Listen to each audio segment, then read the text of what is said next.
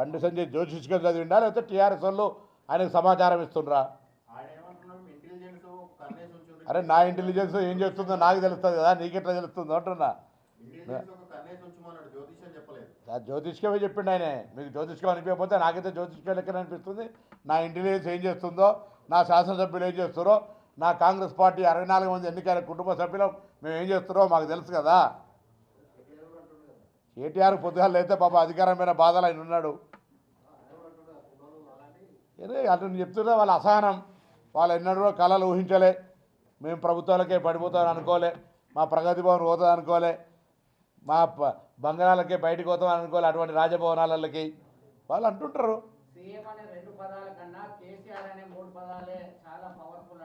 సంతోషం, పూజ చేసుకో, ఎవరొద్దంటారు. No permanent అట్లా ఉండండి.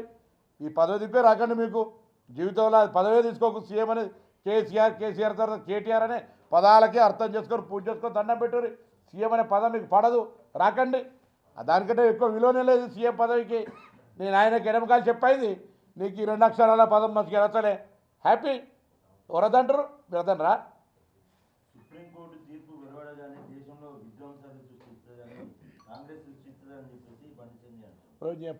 పాగలేదు, మెదడని ఉండాలి కదా మాట్లాడడానికి. దేనికి ఎందుకు మాకే విధ్వంసాలు సృష్టించే అవసరం అవుతుందే? దేశం మాది, దేశం మేము నిర్మాణం చేసినాం, దేశం ఆస్తులు అమ్ముకుంటలేం. దేనికి విధ్వంసాలు సృష్టిస్తాం? తీవ్రవాద సంస్థలు మాదేమన్నా జ్ఞానం లేదా? పూర్తి జ్ఞానం ఏమన్నా ఇటువంటి మాటలు మాట్లాడే బుద్ధి జ్ఞానం లేకుండా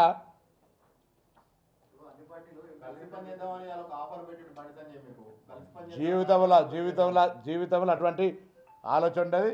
వాళ్ళు టీఆర్ఎస్కు కలిసి ఉన్నారు. మేము మా లైన్ వేరు, బీజేపీ లైన్ వేరు. పక్కా పెడతావు. ఒప్పుకోవట్టాయా నువ్వు? గమ్మత్తున్నది. నేను ఆన్లైన్లో తొందర, మీకే తొందర వస్తుంది. మా పార్టీకి విధానం ఉంది, చేస్తాం.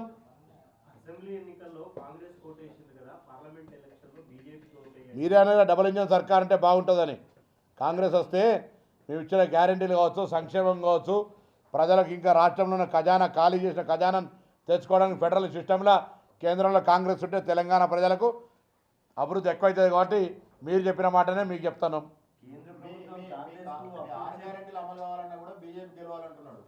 మాకు మీరు సహకారం ఏమంటారు? కూల కొడతారని పడుతుంది, పైసలు ఎవరైనా పడుతుంది, ఇవన్నీ పడుతుంది. మళ్ళీ మా గ్యారంటీలు అమలు వాళ్ళు బీజేపీని పడుతుంది. మీకు మాకేం పోతాయా? మా సర్కార్ వస్తే మేము చేస్తాం. మా సర్కార్ రావాలని కోరుకుంటున్నాం, ప్రజలను గెలిపేమని అడుగుతున్నాం. సరే నువ్వు ఒక 4 అదే పని అండి. ఇదిగా ఊరుకో చాలు. ప్రతిదానికి నువ్వేమో బ్రా ఊరు అడగాలి. ఒక లేదు అందరు ఉన్నారు. ప్రెస్ కాన్ఫరెన్స్ ఎందుకు ఇవాళ చర్చ జరిగినాక మళ్ళీ అది అడుగుతా. దాన్ని అడుగుతున్నావు చెప్పు. మరి ఏం కావాలి చెప్పు. ఏమని చెప్పదు ఏందో అయిపోయా మరి.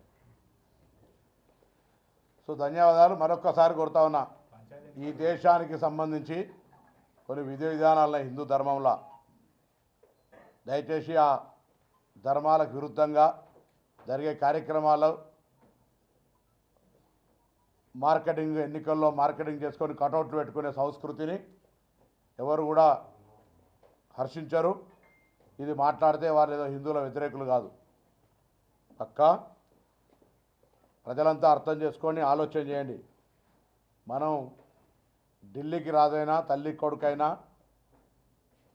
ఎవరు ఏం పని చేయాలో ఆ పని చేయాలి.